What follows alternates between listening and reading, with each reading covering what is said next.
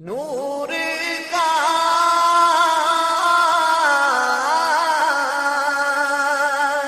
صبح طیبہ میں ہوئی بٹتا ہے بڑا نور کا صدقہ لینے نور کا آیا ہے تارا نور کا نور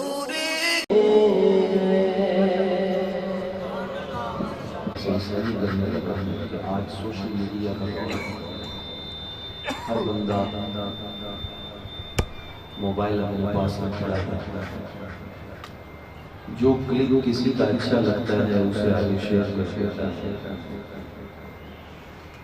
یہ سمجھے بغیر کہ جو شخص قرآن پڑھ رہا ہے وہ صحیح پڑھ رہا ہے یا غلط، اس کا ترجمہ صحیح کر رہا ہے یا نہیں، حدیث پاک کا ریفرنس تو یہ دے رہا ہے لیکن کیا واقعی حدیث پاک کا مطلب بھی یہی ہے؟ ہر بندے کے ہاتھ میں موبائل ہے اور جو اسے اچھا بیان ہے اسے آگے دوستوں کو شیئر کر دیتا ہے۔ تو عزیزان گرامی، ہر کلپ آگے شیئر نہیں کرنا چاہیے، ہر بات آگے نہیں پھیلانی چاہیے۔ اس پس منظر میں آپ کے سامنے کچھ بات کرتا ہوں۔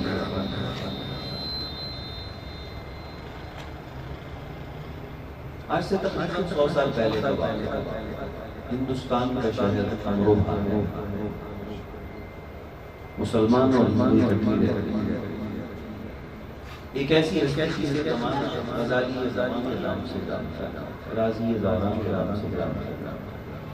ان کی جوانی کا عالم 14-15 سال کا ہے، لڑکپن اور بچپن آپس میں گلے ملتے ہیں۔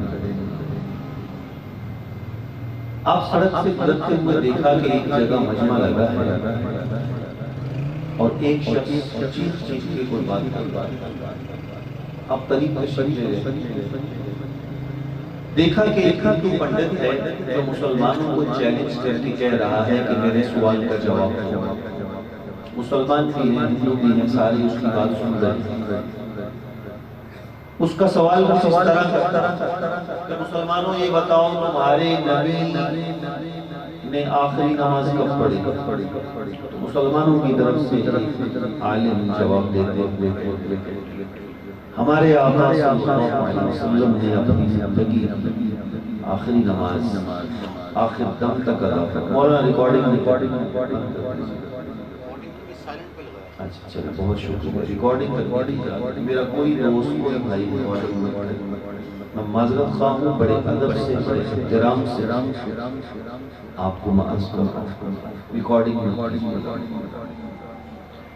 چلیے اس واقعہ کی بات کرتے ہیں۔ ہندو پنڈت کہتا ہے تمہارے نبی نے آخری نماز کب پڑھی؟ تو مسلمانوں کے عالم کہنے لگے انہوں نے اپنی زندگی میں ظاہری حیات مبارکہ میں کوئی بھی نماز نہیں چھوڑی ہے، ساری نمازیں ادا فرمائی۔ اس نے پوچھا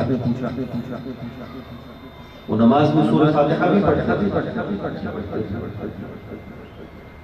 سورہ فاتحہ کے اندر ایک آیت ہے اہدنا الصراط المستقیم، کیا وہ یہ بھی آیت پڑھتے تھے؟ اب اس ہندو پنڈت کے تیور بدل گئے اور اس نے کہا یہ بتاؤ اہدنا الصراط المستقیم کا مطلب یہ ہے کہ مجھے سیدھے راستے پہ چلا، اے اللہ مجھے سیدھے راستے پہ چلا۔ اب میرا سوال یہ ہے کہ تمہارے نبی سیدھے راستے پر تھے یا نہیں تھے؟ دو باتوں میں سے کوئی ایک بات ہے۔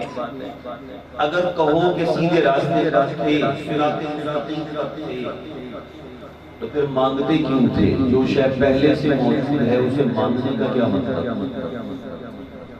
صراط مستقیم پہ چلانا اس کا کیا مطلب جب وہ پہلے ہی صراط مستقیم پہ اسے تحصیل حاصل ہے؟ اور اگر کہو کہ صراط مستقیم پر نہیں تھے، صراط مستقیم حاصل نہ تھا اس لیے مانگتے تھے، تو پھر میں یہ پوچھتا ہوں کہ جو خود ہدایت پر نہ ہو وہ اوروں کو کیا ہدایت دے؟ نعوذ باللہ من ذالک۔ یہ اس نے سوال کیا۔ ہندو پنڈت مسلمانوں سے پوچھ رہا ہے. آپ غور فرمائیے، ہر بندہ قرآن پڑھ کے صحیح مقصد تک نہیں پہنچتا.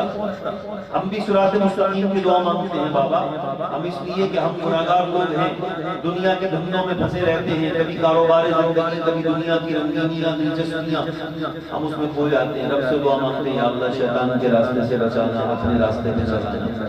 اے میرے مالک، گناہ کی دلدل سے بچا کر نیکی کے راستے پہ کام کرنا، ہم بھٹک نہ جائیں، گمراہ نہ ہو جائیں، پھسل نہ جائیں. یا اللہ صراط مستقیم پہ چلانا ہمیں، ہم تیرے راستے سے ادھر ادھر نہ ہو جائیں. ہم تو اس لیے مانگتے ہیں نماز میں، ہمارے آقا بھی نماز میں پڑھتے تھے اہدنا الصراط المستقیم. وہ تو ہدایت پر تھے، بلکہ جو انہیں دیکھ لیتا انہیں بھی ہدایت مل جاتی، تو وہ کیوں مانگتے؟ کیا ہندو پنڈت. اب جو آگے عالم جواب دے رہے ہیں ان کا جواب بن نہیں رہا. غزالی یہ زمان فرماتے میں آگے بڑھا اور میں نے پنڈت سے کہا جناب مجھے اجازت ہے میں جواب دے دوں. اس نے بچہ سمجھ کے پڑھا، کسی اور کو بلانا ہے تو اور کو بلا لو، تمہارا عالم کا جواب دے نہیں سکتا تو کیا جواب؟ سکی کو کم کرو، آواز ریپیٹ ہو رہی ہے، شاید سمجھنے میں دشواری ہوگی. اس نے کہا آ جاؤ بیٹا، تم بھی آ جاؤ.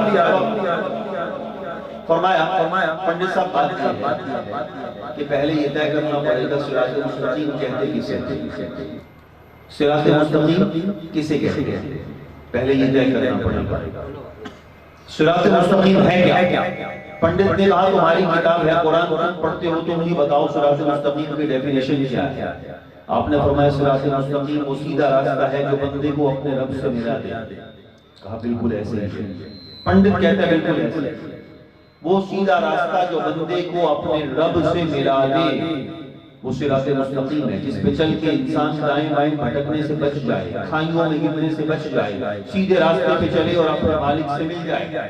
غزالی یہ زمان فرمان لگے پنڈت صاحب تمہارے ہاں رب کا تصور کچھ اور ہے.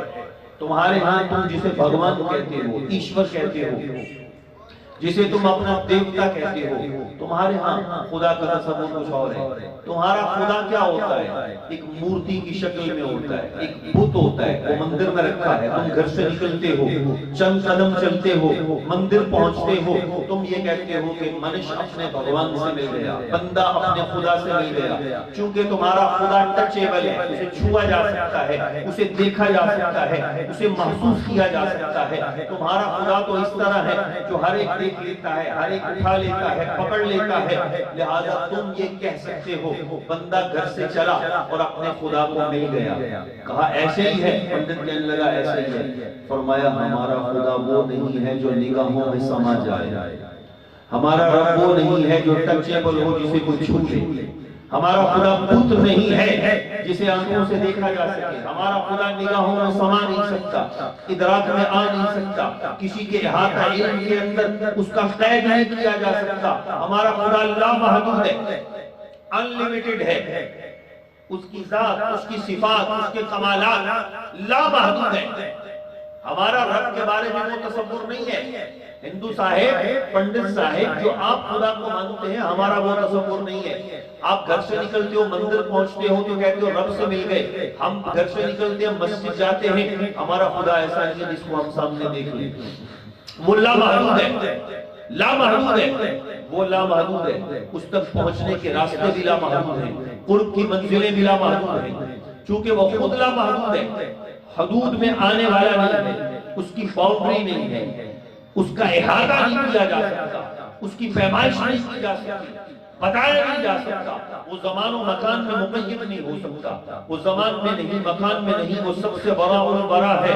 اب کہا پنڈت صاحب تمہارا سوال یہ تھا کہ تمہارے نبی کو ہدایت کی کہ نہیں، تو ہمارا جواب یہ ہے کہ ہمارے نبی ہدایت پر ہیں، ہدایت پر ہیں. اب سوال یہ تھا کہ ہدایت پر تھے تو مانگتے کیوں تھے؟ جب ہدایت پہلے سے موجود تھی تو پھر دعا کیوں کرتے تھے؟ تو کہا سنو، بات یہ ہے کہ رب تک جانے کا راستہ چونکہ رب لامحدود ہے، اس کے قرب کی منزلیں بھی لامحدود ہیں. اب ہمارے آقا پڑھتے اہدنا الصراط المستقیم، رب انہیں قرب کے اعلیٰ درجے پر پہنچا دیتا، کروڑ میں، ارب میں، کھرب میں تک پہنچا دیتا، اعلیٰ منزلوں تک پہنچا دیتا. میرے آقا پھر پڑھتے اہدنا الصراط المستقیم، رب اور کی منزلیں عطا فرما دیتا. میرے آقا پڑھتے جاتے تھے, رب اپنے قرب کی منزلیں طے کرواتا جاتا تھا. اب تمہیں کیا پتا ہو کہ خدا ہوتا کیا ہے؟ تمہارا تو خدا بت ہے جو ہاتھوں سے تراش لیتے ہو, ہمارا رب تو اللہ محمود ہے.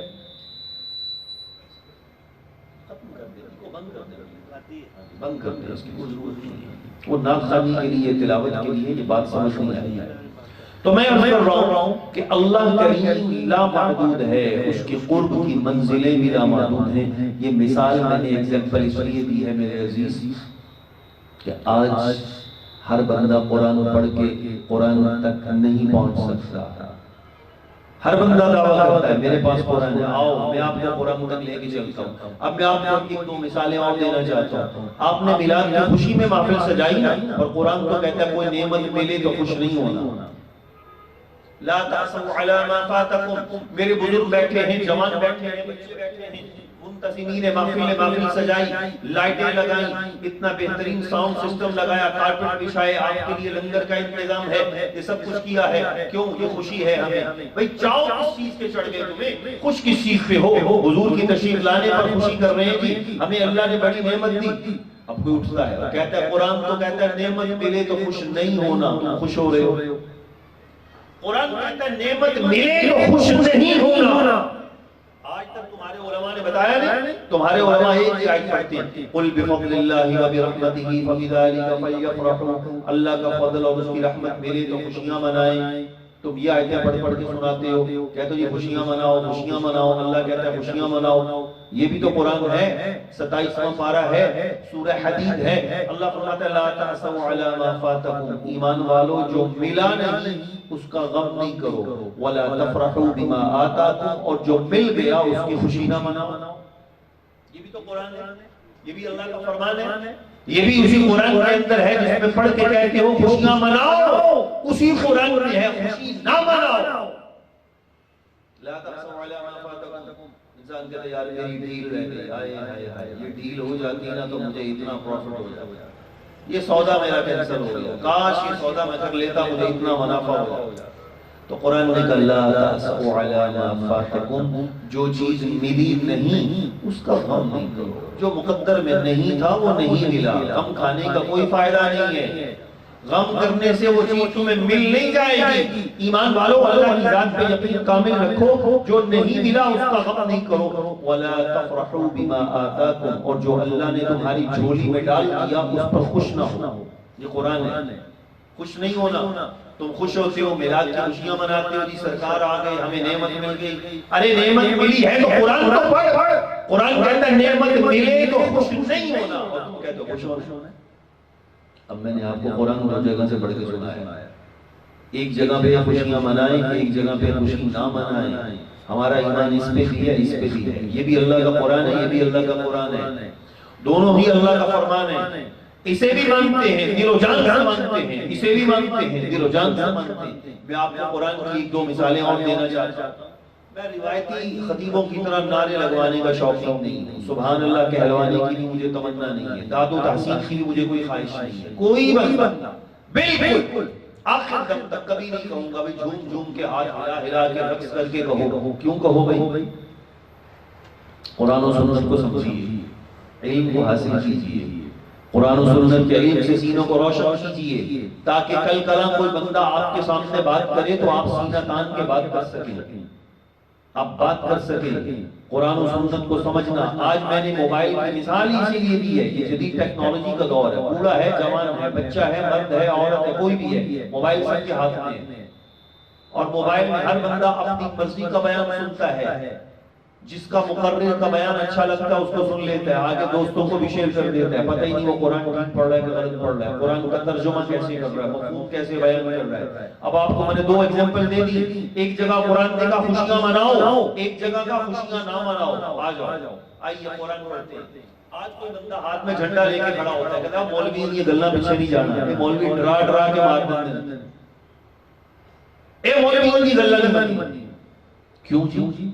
یہ مولوی کہتے ہیں یہ تقویٰ کرو جی, یہ اللہ کا ڈر, اللہ کی خشیت, اللہ کا خوف, ڈر ڈر کے زندگی گزارو، یہ حلال ہے، یہ حرام ہے، یہ جائز ہے، یہ ناجائز ہے، یہ کرنا ہے، یہ نہیں کرنا، یہ کیا کیا چکروں میں ڈال دیا تمہیں؟ جو جی میں آئے کرو، کوئی گناہ نیکی کا کانسیپٹ نہیں ہے، کوئی گناہ کا تصور نہیں ہے۔ کوئی بندہ اگر یوں کہے، آپ پوچھیں گے بابا کیسے کہہ رہے ہو؟ ہم نے تو سنا ہے نیکی ہے، گناہ ہے، اچھائی ہے، برائی ہے، خیر ہے، شر ہے۔ اب وہ قرآن پڑھتا ہے اور قرآن پڑھ کے پتہ کیا کہتا ہے؟ کہتا ہے میں تمہارے سامنے سورہ رحمان سے دلیل پیش کرتا ہوں۔ سورہ رحمان، اللہ کا قرآن، غور سے سنیے گا۔ مجھے پتہ ہے میری گفتگو اکیڈمک سٹائل کی ہے، درس و تدریس سے چونکہ میرا تعلق ہے، پڑھنے پڑھانے سے تعلق ہے، تو میں وہ خطیبانہ جملے نعرے لگوانے والے مجھے ان کا شوق نہیں۔ میں چاہتا ہوں کہ میرے جو سامعین بیٹھے ہیں نا، وہ اپنے دل میں قرآن و سنت کے نور کو اتار کریں، کوشش کر رہا ہوں، اللہ تعالیٰ کامیابی عطا فرمائے۔ تو اب ایک بندہ قرآن پڑھتا ہے، کہتا ہے مولویوں کے چکر میں نہیں آنا کہ حلال ہے، حرام ہے، جائز ہے، ناجائز ہے، جو جی آتا ہے کرو۔ یہ حلال و حرام کے چکر میں تمہیں پیچھے لے جائیں گے، اور آج دنیا کبھی کبھی شیطان کے وسوسے میں آ بھی جاتی ہے۔ حلال کمانے والا بیچارہ پیچھے رہ جاتا ہے، حرام کرنے والا دنیا میں ترقی کرتا نظر آتا ہے۔ ایک گھر، دو گھر، ایک گاڑی، دو گاڑیاں، ایک پلازا، دو پلازے، ایک فیکٹری، دو فیکٹریاں، ترقی ہو رہی ہے، اور کہتے ہیں لو جی مولوی صاحب کے پیچھے لگے، آج یہ جائز ہے یہ کرو، یہ ناجائز ہے۔ لوگ آج جائز ناجائز کیے بغیر ترقی کیے جا رہے ہیں، اور تم نے ان کو ڈال دیا ترقی کی، اسے روک دیا ہے۔ اچھا بھی دلیل کیا ہے؟ کہنے کہ میں قرآن پڑھتا ہوں، فَيَوْمَئِذٍ لَا يُسْأَلُ عَنْ ذَنبِهِ إِنسٌ وَلَا جَانٌ۔ قرآن کہتا ہے قیامت کے دن، یہ سورہ رحمان میں نے پڑھی، قیامت کا دن ہوگا، اللہ کا فرمان ہے کسی انسان سے اور کسی جن سے اس کے گناہوں کے بارے میں نہیں پوچھا جائے گا۔ لا یسأل، لا یسأل، نہیں پوچھا جائے گا، سوال نہیں کیا جائے گا، عن ذنبہ، گناہوں کے بارے میں، انسان، کسی انسان سے، ولا جان، اور نہ ہی کسی جن سے۔ یہ قرآن ہے۔ اللہ کہتا ہے قیامت کے دن ہم نے نہیں پوچھنا، گناہوں کے بارے میں نہیں پوچھنا، نہ انسانوں سے پوچھنا ہے، نہ جنوں سے پوچھنا ہے۔ اب وہ بندہ کہتا ہے دیکھا میں نے قرآن سے ثابت کر دیا، قیامت کے دن کوئی پوچھ گچھ نہیں ہونی، کوئی سوال جواب نہیں ہونا، تو ڈر ڈر کے زندگی گزارنے کی ضرورت کیا ہے؟ یہ گناہ ہے، یہ نیکی ہے، یہ اچھائی ہے، یہ برائی ہے، یہ خیر ہے، یہ شر ہے، ان چکروں میں کیوں پڑے؟ جو جی میں آئے کرو۔ قیامت کو رب کہتا ہے میں نے گناہ پوچھنے ہی نہیں ہے، میں نے گناہوں کے بارے میں سوال کرنا ہی نہیں ہے، یہ رب کا فرمان ہے۔ تو یقیناً آپ بھی سمجھتے ہوں گے کہ قرآن کی آیت تو ٹھیک ہے، پر جو مطلب سمجھایا جا رہا ہے وہ مطلب ٹھیک نہیں بنتا۔ آیت ٹھیک ہے، اللہ کا فرمان ہے، ہمارا ایمان ہے کہ نہیں پوچھا جائے گا، یہ ایمان ہے، لیکن کیا مطلب یہی ہے کہ چاہو چوروں کو، ڈاکوؤں کو، شرابیوں کو، لٹیروں کو، غاصبوں کو کھلی چھوٹ دے دی جائے، جو جی میں آئے کرو، کوئی گناہ کا کنسپٹ نہیں ہے، قیامت کے دن بخشش ہو جائے گی؟ کیا یہی قرآن کا تصور ہے؟ قرآن دوسری جگہ پر یہ بھی کہتا ہے فَوَرَبِّكَ، اے محبوب تیرے رب کی قسم، لَنَسْأَلَنَّهُمْ أَجْمَعِينَ، ہم ضرور سوال کریں گے۔ سورہ رحمان میں اللہ کہتا ہے نہیں کریں گے، ادھر اللہ فرماتا ہے کریں گے۔ وَأَوْفُوا بِالْعَهْدِ، وعدے پورے کیا کرو، إِنَّ الْعَهْدَ كَانَ مَسْئُولًا، 15ویں پارے میں اللہ فرماتا ہے وعدے کے بارے میں قیامت کے دن پوچھا جائے گا۔ ایک جگہ قرآن نے کہا نہیں پوچھنا، دوسری جگہ قرآن کہتا ہے ضرور پوچھیں گے۔ یا اللہ یہ انسانی کلام تو ہے نہیں، انسان کا کلام ہو، انسان کی بات ہو تو ہم آج کچھ کہتے ہیں کل کچھ اور کہہ دیتے ہیں۔ یا اللہ یہ تو تیرا کلام ہے، ہر ٹکراؤ سے پاک ہے، تناقض سے پاک ہے، تضاد سے پاک ہے، اختلاف سے پاک ہے۔ الحمد سے لے کر والناس تک پورے قرآن میں کوئی ٹکراؤ نہیں ہے، ایک پارے میں اللہ کچھ اور کہے، اگلے پارے میں جا کر اللہ کچھ اور کہہ دے، ایسا نہیں ہے۔ اللہ کا قرآن ہے، الحمد سے لے کر والناس تک 100% حق ہے، کوئی بات نہیں ٹکراتی۔ پر کدھر جائیں؟ ایک جگہ قرآن کہتا ہے نہیں پوچھنا، ایک جگہ قرآن کہتا ہے پوچھنا ہے۔ ہمارا اس پر بھی ایمان ہے، اس پر بھی ایمان ہے۔ آئیے میں تیسری ایگزامپل بھی آپ کو دے دوں تاکہ میری بات آپ اچھے طریقے سے سمجھ لیں۔ قرآن کہتا ہے إِنَّكَ لَا تَهْدِي مَنْ أَحْبَبْتَ وَلَكِنَّ اللَّهَ يَهْدِي مَنْ يَشَاءُ، بے شک اے نبی آپ جسے چاہو آپ ہدایت نہیں دے سکتے، ہاں اللہ جسے چاہتا ہے ہدایت دیتا ہے۔ اب یہ آیت پڑھ کر کچھ لوگ کہہ سکتے ہیں دیکھو اللہ نے اختیار اپنے ہاتھ میں رکھے، نبی کے اختیار میں کچھ نہیں، کیونکہ خود قرآن کہہ رہے ہیں، میں نے آیت پڑھی ہے 20वां पारा सूरह कसस, रेफरेंस भी दे रहा हूं। इन्नका, बेशक आप, बेशक कोई शक नहीं, ला तहदी, आप हिदायत नहीं देते, मन अहबब्ता, जिसे आप चाहो। ऐ नबी, जिसे आप चाहो हिदायत दे दो, ऐसा नहीं होता। वलाकिन्नल्लाह, लेकिन अल्लाह ताला है, यहदी मन यशा, जिसे चाहता है वो हिदायत देता है। अब तो बंदा उठ के कहता है मौलवी साहब, रब ने इख्तियार अपने हाथ में रखे, नबी के इख्तियार में नहीं है। अल्लाह कहता है नबी, जिसे आप चाहो हिदायत दे दो, ऐसा नहीं होता, अल्लाह हिदायत देता है। ये कुरान है, हमारा ईमान है, हक है, बिल्कुल हक है, हम मानते हैं। लेकिन यही कुरान है, 25वां पारा है, सूरह शूरा है, अल्लाह फरमाता है व इन्नका लतहदी इला सिरातिन मुस्तकीम, ऐ महबूब आप सीधे रास्ते की हिदायत जरूर जरूर देते हैं। ये भी हमारा ईमान है, ये भी अल्लाह का कुरान है। एक जगह कुरान कहता है हिदायत नहीं देते, एक जगह कुरान कहता है हिदायत देते हैं। एक जगह कुरान कहता है क़यामत के दिन गुनाहों के बारे में नहीं पूछना, दूसरी जगह कुरान कहता है पूछना है। एक जगह कुरान कहता है खुशियां ना मनाओ, दूसरी जगह कुरान कहता है खुशियां मनाओ। अब समझना तो पड़ेगा ये बात क्या हो रही है। कुरान समझने के लिए मेरे भाई, मेरे दिल, मेरे अजीज, जरा दिल की खिड़की खोल कर समझिए कुरान कहना क्या चाहता है। कुरान के दोनों फरमान हक हैं, सच हैं, हम मानते हैं, लेकिन दोनों को समझने के लिए थोड़ी सी गौर और फिक्र की जरूरत है। कैसे? जब मैं एक दुनिया की मिसाल समझा के बात अर्ज करना चाहता हूं। दुनिया की अदालत में क्या होता है, एक बंदा 7 पर्दों में छुप कर कोई जुर्म करता है और उसे डर कोई नहीं, उसे पता है कि अगर मुझे कल पकड़ लिया गया तो मेरा विटनेस कोई नहीं है, गवाह कोई नहीं है, मैंने 7 पर्दों में छुप के जराइम किए, सबूत सारे मिटा दिए।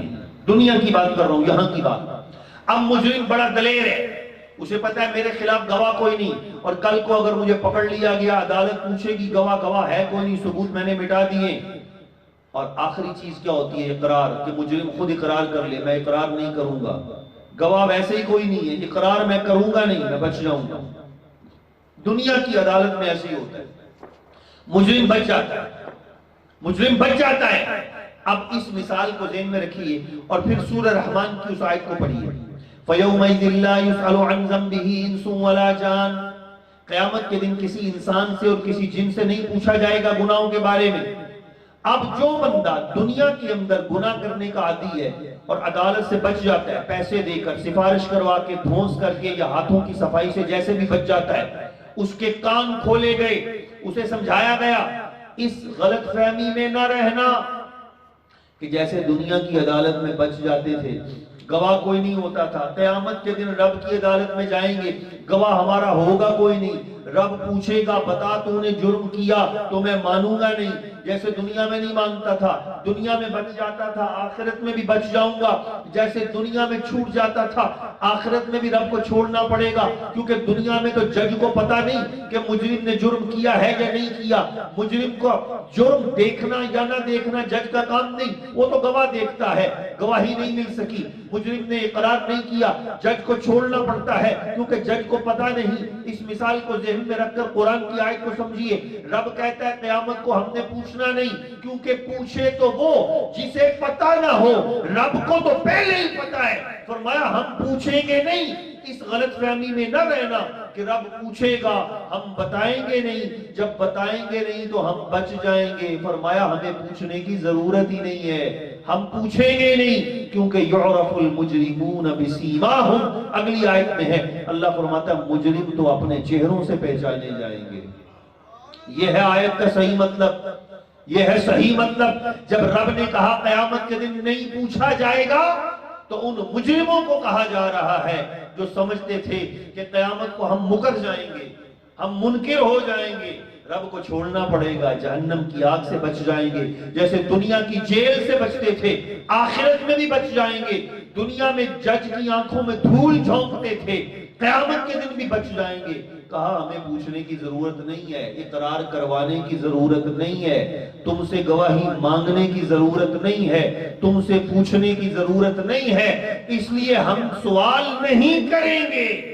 ये है कुरान سمجھنے کا انداز، اللہ کے قرآن کا یہ مطلب ہے کہ سوال نہیں ہوگا، اور جہاں فرمایا پوچھنا ہے وہ بھی درست ہے، کیونکہ رب نے پوچھنا تو ہے، نامہ اعمال تو لکھا گیا ہے، وہ تو پوچھا جائے گا بتاؤ کیا کیا ہے۔ تو قرآن دونوں جگہ درست کہہ رہا ہے۔ اسی طرح قرآن یہ کہتا ہے اے محبوب آپ ہدایت نہیں دیتے، یہ بھی درست ہے، اور قرآن یہ بھی کہتا ہے آپ ہدایت دیتے ہیں، یہ بھی درست ہے۔ ہمارا دونوں پر ایمان ہے۔ بھلا کیسے؟ جب قرآن نے کہا آپ ہدایت نہیں دیتے، مفسرین فرماتے ہیں اس سے مراد ہے کہ آپ ہدایت کو پیدا کرنے والے نہیں ہیں، آپ ہدایت کے خالق نہیں ہیں۔ خالق اللہ ہے، پیدا کرنا اس کی شان ہے، خلق اس کی شان ہے، ہر کائنات کی ہر چیز کو اسی نے پیدا کیا، ہدایت کو بھی اسی نے پیدا کیا۔ اے محبوب آپ ہدایت کو پیدا نہیں کرتے، لیکن دوسری طرف فرمایا آپ ہدایت دیتے ہو۔ اب پتہ یہ چلا، دونوں آیتوں کو سامنے رکھا، نتیجہ واضح ہو گیا۔ اے محبوب ہدایت پیدا کرنا میرا کام ہے اور تقسیم کرنا تیرا کام ہے۔ ہدایت پیدا کرنا رب کا کام ہے، ہدایت عطا اسی کی ہے، تقسیم در مصطفیٰ سے ہوتی ہے۔ یہی وجہ ہے حضور علیہ السلام کی ہدایت اتنی بڑی ہدایت ہے کہ سرکار کا چہرہ انور دیکھ کر عبداللہ بن رواحہ نے کہا لو لم تکن فیہ آیات مبینہ لکانت بدیہتہ تغنی عن الخبر۔ یا رسول اللہ صلی اللہ علیہ وسلم، اگر آپ اپنی نبوت و رسالت کی سچائی کے لیے کوئی معجزہ لے کر نہ بھی آتے، رب نے چہرہ ہی اتنا حسین بنایا ہے جسے دیکھ کر ہر کوئی ایمان لے آیا۔ سرکار کی ہدایت تو اتنی بڑی ہدایت ہے، سرکار کی بارگاہ میں جائیں تو جرم کرم سے بدل جاتے ہیں، خطا عطا سے بدل جاتی ہے، مرض شفا سے بدل جاتا ہے، قرض ادا سے بدل جاتا ہے، بے چینی سکون میں ڈھل جاتی ہے، بے آرامیاں چین میں بدل جاتی ہیں۔ حضور کی بارگاہ میں جو بھی جاتا ہے حضور اسے نوازتے ہیں۔ یہ کیسے ہو سکتا ہے کہ سرکار ہدایت نہ دیں؟ سرکار یقیناً ہدایت دیتے ہیں، یقیناً دیتے ہیں، یقیناً دیتے ہیں، پر رب کا اس فرمان کا مطلب یہ ہے اے محبوب آپ ہدایت کو پیدا نہیں کرتے، ہدایت پیدا کرنا اللہ کا کام ہے، تقسیم کرنا اللہ کے محبوب کی شان ہے۔ وہ بھی درست ہے، یہ بھی درست ہے۔ اب آخری ایگزامپل پر بھی غور کر لیجیے۔ میں نے کہا تھا خوشی مناؤ خوشی نہ مناؤ، خوشی منانا خوشی نہ منانا دونوں کا تعلق الگ الگ چیزوں سے۔ ایک خوشی ایسی ہوتی ہے کسی کو اللہ نے کوئی منصب دیا، کوئی عہدہ دیا، گھر میں بیٹا پیدا ہوا، اسے کوئی جاب مل گئی، اسے کاروباری ڈیل اچھی ہو گئی، پروفٹ اچھا ہو گیا، وہ کیا کرتا ہے؟ دوست احباب کی دعوت کرتا ہے، رقص و سرود کی محفلیں سجاتا ہے، اور ناچنے گانے والوں کو بلا لیتا ہے، شراب و کباب کے جام چلتے ہیں، موج مستی ہوتی ہے، زندگی عیش سے گزرتی ہے۔ اللہ نے فرمایا اے میرے محبوب کے امتیوں، اگر تمہیں کوئی نعمت ملے تو ایسی خوشی نہ منانا جس خوشی سے شریعت کی حدوں کو بھلانگ جاؤ، جس خوشی کے مناتے مناتے شریعت کی حدوں کو کراس کرنا پڑے۔ اے میرے محبوب کے امتیوں ایسی خوشی نہیں منانی، لیکن جب میرا فضل اور میری رحمت میرے محبوب کی صورت میں تمہارے پاس آ جائے تو جی بھر کے خوشیاں منایا کرو۔ اب یہ بھی درست ہے، یہ بھی درست ہے، خوشی نہ منانے کا حکم اور انداز سے ہے، خوشی منانے کا حکم اور انداز۔ آپ نے خوشی منائی نا الحمدللہ، آج کی محفل سجائی الحمدللہ، اس میں کوئی گناہ کا کام نہیں، شراب و کباب نہیں ہے، مرد و عورتوں کی مخلوط محفل نہیں ہے، ڈانس گانا میوزک نہیں ہے، ناچ گانا نہیں ہے، فحش کلامی نہیں ہے، بےہودگی نہیں ہے۔ یہ سب کچھ کیا ہے؟ یہ اسی خوشی کے تحت ہے جو قرآن نے کہا قُلْ بِفَضْلِ اللَّهِ وَبِرَحْمَتِهِ فَبِذَلِكَ فَلْيَفْرَحُوا۔ اللہ کا فضل ملے تو خوشیاں مناؤ، یہ وہ خوشی ہے۔ اور اگر کوئی بندہ ایسی خوشی منائے کہ شریعت کی حدوں کو کراس کر جائے، شریعت کی حدوں کو پھلانگ جائے، تو میرے عزیز اس خوشی کے منانے سے رب نے منع کیا ہے۔ یہ میں نے 3 مثالیں آپ کو قرآن مجید سے دی ہیں صرف سمجھانے کے لیے کہ آقا کریم صلی اللہ علیہ وآلہ وسلم پر اترنے والا رب کا قرآن اتنا آسان نہیں ہے کہ ہر للو پنجو نتھو خیرہ ہر بندہ اٹھے اور قرآن کا ترجمہ اور تفسیر کر کے لوگوں کو بتانا شروع کر دے قرآن تو یہ کہتا ہے پڑھو۔ میں نے آپ کو 3 مثالیں دی، اگر ایک بندہ ایک ہی جگہ سے قرآن پڑھ کے بتائے گا آپ تو ڈگمگا جائیں گے، آپ تو کہیں گے یار واقعی تو بات تو ہے، قرآن تو کہہ رہا ہے محبوب آپ ہدایت نہیں دیتے، اللہ ہدایت دیتا ہے، اس کا مطلب نبی کے پاس کچھ نہیں ہے۔ آپ کہیں گے قرآن کہتا ہے کہ قیامت کے دن نہیں پوچھا جانا، لہذا کوئی گناہ نہیں پوچھا جائے گا، کیونکہ آپ کے سامنے قرآن کی باقی آیتیں نہیں ہیں۔ الحمد سے لے کر بناس تک پورا قرآن ہمارا نصاب ہے۔ عزیزان گرامی، آج محفل میلاد شریف کے اندر شرکت کی سعادت پانے والے جملہ احباب ذی احتشام، یہ بات ہمیشہ ذہن میں رکھیے، ہر بندہ قرآن لے کر ہی نکلتا ہے، قرآن کی ہی دعوت دیتا ہے۔ کوئی جماعت ہو، کوئی تنظیم ہو، کوئی تحریک ہو، کوئی انجمن ہو، کوئی ادارہ ہو، کوئی بھی پارٹی ہو، کسی کا یہ کہنا نہیں ہوگا کہ میں قرآن کے خلاف چلتا ہوں۔ ہر ایک کہتا ہے آؤ قرآن ہمارے ہاتھ میں، آؤ قرآن ہمارے ہاتھ میں۔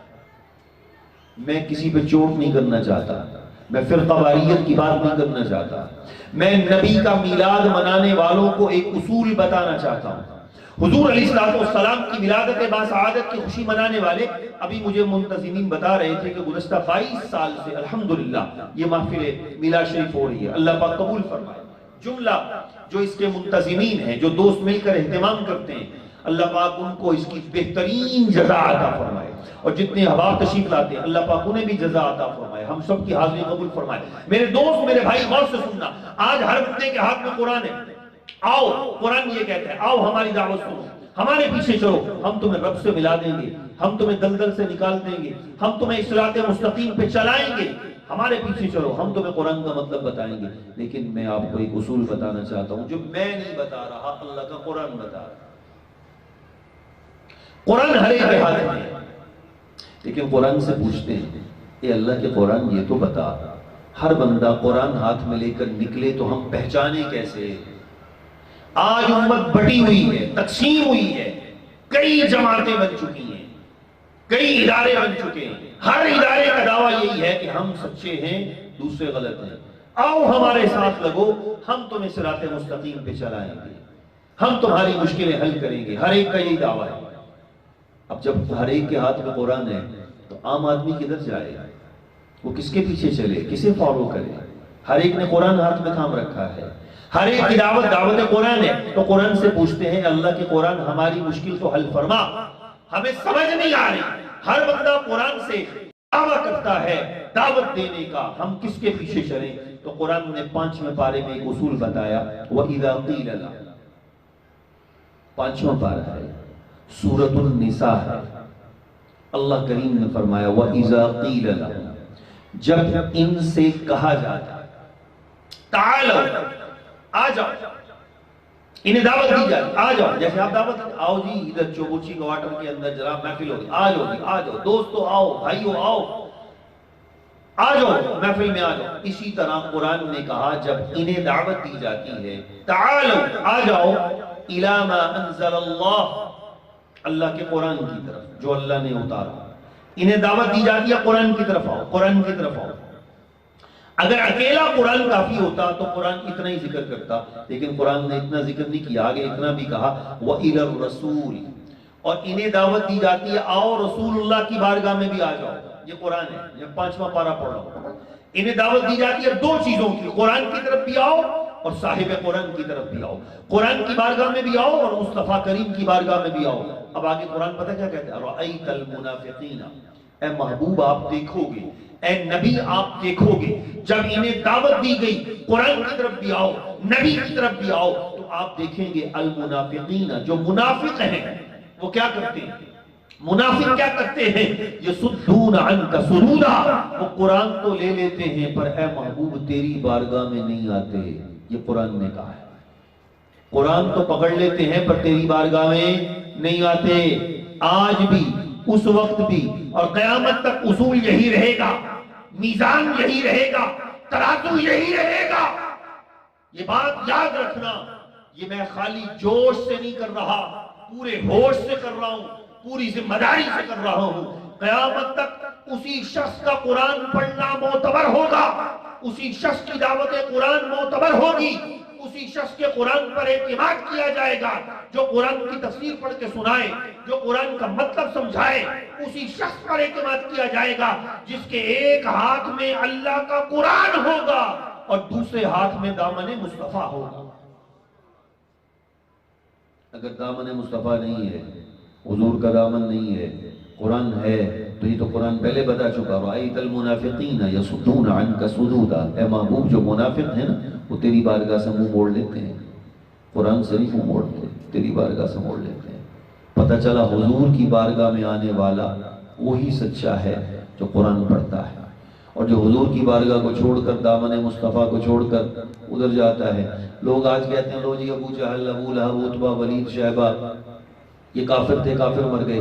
میں کہتا ہوں ان کو اعزاز بھی بڑے حاصل تھے، بڑے اعزاز حاصل تھے۔ پتہ ہے آپ کو ابو جہل کا پہلا اعزاز یہ تھا کہ وہ عربی زبان بولتا تھا، ابو جہل کا دوسرا اعزاز یہ تھا کہ وہ مکہ میں پیدا ہوا، تیسرا اعزاز یہ تھا کہ وہ کعبہ کے پڑوس میں رہتا تھا، چوتھا اعزاز یہ تھا کہ وہ حاجیوں کی خدمت کرتا تھا۔ ابو جہل کا گھر آج بھی آپ نکلے مروہ پہاڑی سے باہر تو جہاں ٹوائلٹس بنی ہے یہاں پر ابو جہل کا گھر تھا۔ رب نے قیامت تک کے لیے نجاست کا گھر بنا دیا، ٹوائلٹس بن گئی ہیں وہاں پہ۔ جتنے حاجی ہیں، جتنے عمرہ کرنے والے ہیں، جب وہ طواف سے کر کے باہر نکلتے ہیں، سعی کر کے مروہ سے باہر نکلتے ہیں تو ٹوائلٹ بنی ہے، وضو خانے بنے۔ یہاں پہ ابو جہل کا گھر تھا۔ ابو جہل قریشی بھی تھا، خاندان بھی بڑا تھا، برادری بھی بڑی تھی، فیملی بھی بڑی تھی، مکی بھی تھا، زبان بھی عربی تھی، مکے میں پلا کعبہ کا متولی ہے، کعبہ کے پڑوس میں رہتا ہے، پر ساری نسبتیں اس کے کام نہ آئیں، اس کے کام نہ آئیں، کوئی نسبت کام نہ آئی، مکی ہونا کام نہ آیا، عربی بولنا کام نہ آیا، کعبہ کے پڑوس میں رہنا کام نہ آیا۔ اور بلال چلا حبشے سے، سلمان چلا فارس سے، سہیب چلا روم سے، نہ زبان عربی ہے، نہ قبیلہ قریشی ہے، نہ خاندان مکی ہے، نہ وہاں کی کوئی اور نسبت حاصل ہے، پر بلال ہو، سہیب رومی ہو، سلمان فارسی ہو، مسلمانوں کے امام بن گئے، قیامت تک کے لیے عاشقوں کے امام بن گئے۔ ابو جہل مکے میں رہ کر بھی ناکام ہوا، اس لیے کہ نہ مکے میں رہنے سے کچھ ملتا ہے، نہ عربی بولنے سے کچھ ملتا ہے، ملتا ہے تو فقط آمنہ کے لال کا دامن پکڑنے سے ملتا ہے۔ دامن مصطفیٰ پکڑ لیتا تو ابو جہل جیسے دنیا کا سردار تھا، قیامت تک سردار ہوتا، پر حضور کا دامن نہیں پکڑا، عربی ہونا کام نہیں آیا، عربی ہونا کام نہیں آیا، مکے میں پیدا ہونا کام نہیں آیا، کعبہ کے پڑوس میں رہنا کام نہیں آیا، زبانیں کام نہیں آئی، نسبتیں کام نہیں آئی، خاندان کام نہیں آیا۔ جو میرے آقا کا نہ ہوا وہ قیامت تک کسی کا نہیں ہو سکتا، اور جو میرے آقا کے نام پہ مٹ گیا۔ میں ایک بات عرض کر کے اجازت چاہوں گا، ہم اپنے آقا کی شان کیا بیان کریں، ہم تو سچی بات یہ ہے آقا کے غلاموں کی شان بھی پوری نہیں سمجھ سکتے۔ آپ کو پتہ ہے آپ کے شہر لاہور میں نا 2 بادشاہ لیٹے ہوئے، 2 بادشاہ، ایک انارکلی میں قطب الدین ایبک روڈ پہ ایک بادشاہ لیٹا ہے، آج سے 800 سال پہلے دلی کے تخت پہ حکمران تھا، قطب الدین ایبک اس کا نام ہے۔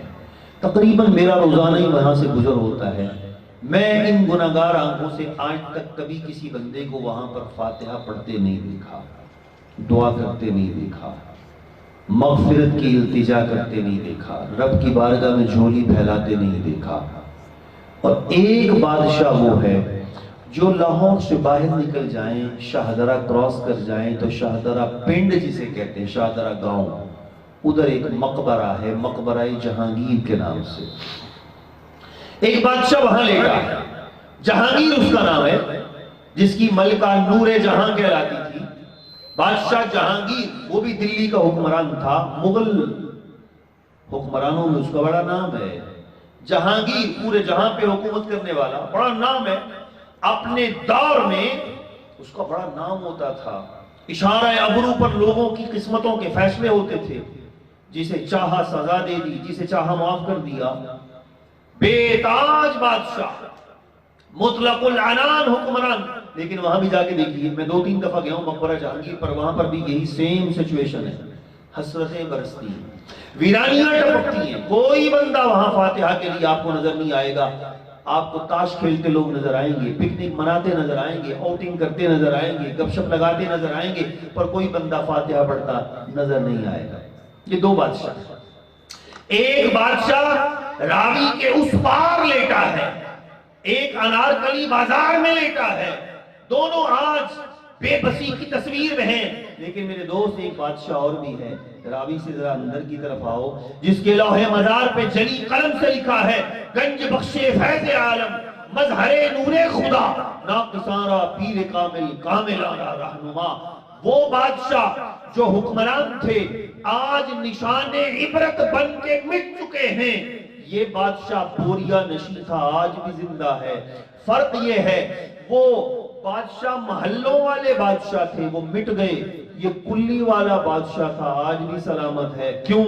اس لیے کہ محل والوں نے دنیا سے لو لگائی. دنیا خود بھی فانی, جو اس سے لو لگائے اسے بھی فنا کر دیتی ہے. کلی والے فقیر نے لو آمنہ کے لال سے لگائی. جو حضور سے لو لگاتا ہے حضور بھی زندہ ہیں, حضور سے لو لگانے والے غلام بھی زندہ ہیں. تو ہم تو حضور کے غلاموں کی شان نہیں بتا سکتے, آقا کی شان کیا بتائیں گے. اللہ اکبر. ہمارے رب نے ہمارے آقا کو بے پناہ عظمتیں عطا فرمائیں, بے پناہ شانیں عطا فرمائیں. حضور علیہ السلام کی نسبت غلامی سب سے بڑا اعزاز ہے, ہمارے لیے سب سے بڑا اعزاز ہے. اور اس پر جتنا بھی انسان اللہ کا شکر ادا کرے کم ہے کہ رب نے ہمیں ہمارے استحقاق کے بغیر اس نبی کا امتی بنا دیا جس کے امتی بننے کی خواہش اللہ کے نبی بھی کرتے تھے. اور آقا کریم صلی اللہ علیہ وسلم کو اپنی امت سے بڑا پیار ہے. واللہ قیامت کے دن باپ بیٹے کے کام نہیں آئے گا, شوہر بیوی کے کام نہیں آئے گا, بھائی بھائی کے کام نہیں آئے گا. یوم یفر المرء من اخیہ, قرآن کہتا ہے بھائی سے انسان جان چھڑائے گا. وامہ وابیہ, اپنی سگی ماں سے, سگے باپ سے. وصاحبتہ وبنی, اپنی بیوی سے, اپنے بچوں سے دامن چھڑائے گا. ہر ایک نفسی نفسی کے عالم میں, میری جان بچ جائے, میری جان بچ جائے, ہر ایک کو اسی کی فکر ہوگی. جب کوئی کام نہ آئے گا, جب سب دامن چھڑا جائیں گے, آمنہ کا لال اپنی امت کے کام آ جائے گا.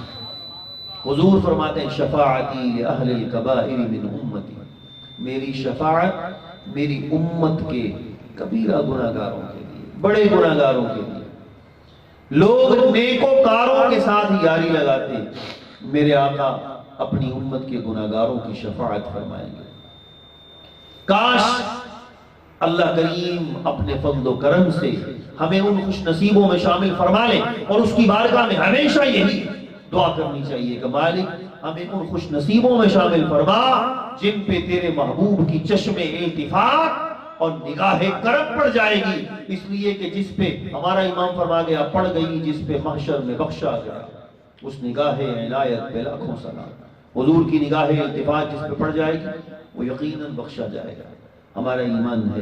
لیکن میرے عزیز اس کو حاصل کرنے کا ایک طریقہ تو یہ ہے جو آپ نے محفلیں سجائیں, لیکن ایک طریقہ اور بھی ہے, اور وہ یہ ہے کہ حضور علیہ السلام کی سیرت طیبہ اور اسوہ حسنہ کو اپنایا جائے. آپ جو پیغام لے کر تشریف لائے اس پیغام کو بھی پڑھا جائے, اس پیغام کو بھی. اور یہ میں آج کی محفل کے حوالے سے ایک آخری گزارش کر کے اجازت چاہوں گا. آج موبائل کا دور ہے, رات اسی کا مکھڑا دیکھ کر ہم سوتے ہیں, سرہانے رکھ کر سوتے ہیں, اور صبح اٹھ کر سب سے پہلے اسی کا چہرہ دیکھتے ہیں. یہ میں اپنی بات کر رہا ہوں, آپ تو شاید ایسا نہ کرتے ہوں, لیکن ہوتا ایسا ہی ہے عمومی طور پہ. اتنا پیار ہو چکا ہمیں اس سے اتنا لگاؤ ہو چکا. رات کو دیر سے سوتے ہیں, صبح نماز بھی قضا, تہجد پڑھنا تو بڑے دور کی بات ہے, فجر بھی قضا. میرے آقا فرماتے ہیں نماز میری آنکھوں کی ٹھنڈک ہے. حضور کا میلاد مناتے ہوئے ہمیں یہ بھی تو خیال ہونا چاہیے جسے آقا نے آنکھوں کی ٹھنڈک کہا ہے اس نماز کو بھی تو پڑھے, قرآن کو بھی تو پڑھے. میں ایک دست بس ہاتھ جوڑ کے درخواست کرنے لگا ہوں, خدا کے لیے اپنے گھروں میں وہی ماحول واپس لے کے آؤ. میرے بزرگ بیٹھے ہیں سفید ریش سفید داڑھی والے, آپ گواہی دیں گے. ہم نے خود بچپن میں دیکھا, ہمارے بڑے جب آنکھ کھلتی تھی تو کوئی نہ کوئی بزرگ گھر بیٹھے قرآن پڑھ رہے ہوتے تھے. آج اسی نورانی ماحول کو گھر میں زندہ کرنے کی ضرورت ہے میرے بھائی. راتوں کو 3 بجے سونا فخریہ کہتے ہیں, جو ہم رات سوتے 12 بجے نہیں جی, یہ 3 بجے سوتے ہیں جی. جو 3 بجے سوئے گا وہ نماز کب پڑھے گا؟ گھر میں بے برکتی نہ آئے, بے سکونی نہ آئے, بے چینی نہ آئے تو اور کیا آئے؟ اللہ کی رحمتوں کا نزول کیسے ہو؟ گھر میں برکتوں کا نزول تب ہوتا ہے میرے بھائی جب گھر کے اندر کوئی اللہ کا قرآن پڑھنے والا بیٹھا ہے, مصلی بچھانے والا بیٹھا ہے, اللہ سے لو لگانے والا بیٹھا ہے. کو باپ, کو ماں, کو دادا, کو دادو, کو نانا جی, کو میاں جی, کوئی نہ کوئی بزرگ گھر میں بیٹھ کے قرآن پڑھتا ہے، اللہ کی رحمتوں کا نزول ہوتا ہے۔ ہمارے بڑوں نے ہمیں یہ کلچر دیا تھا، ہم بچپن میں اٹھتے تھے تو دیکھتے تھے کہ بزرگ بیٹھے قرآن پڑھ رہے ہیں۔ اب ہم بڑے ہو گئے، اب ہمارے بچے ہیں، ہم پر لازم ہے کہ ہم اپنے بچوں کو وہی ماحول دیں۔ ہم نے بچوں کو شوق میں موبائل تو تھما دیا، لیکن موبائل فائدہ مند بھی ہے، نقصان دہ بھی ہے۔ قرآن سے دوری ہو رہی ہے، قرآن سے بہت دوری ہو رہی ہے، نماز سے دوری ہو رہی ہے۔ خدا کے لیے محفل سجانے کا فائدہ تو تب ہے جب نماز بھی پڑھے۔ اگر محفل ساری رات کرے تو وہ نماز ہی نہ پڑھے تو محفل کا کیا فائدہ؟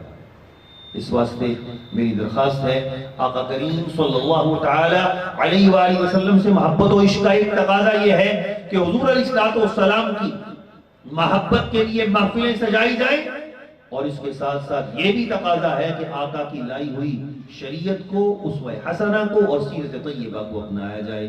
آپ تمام احباب نے بڑی محبت سے، بڑی چاہت سے، بڑے پیار سے، بڑے ذوق و شوق کے ساتھ محفل کو سنا۔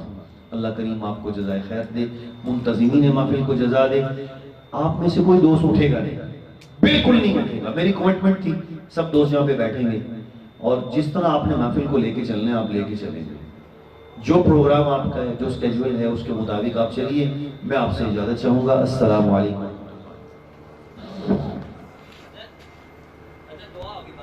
جزاکم اللہ۔ لاکھوں سلام شمع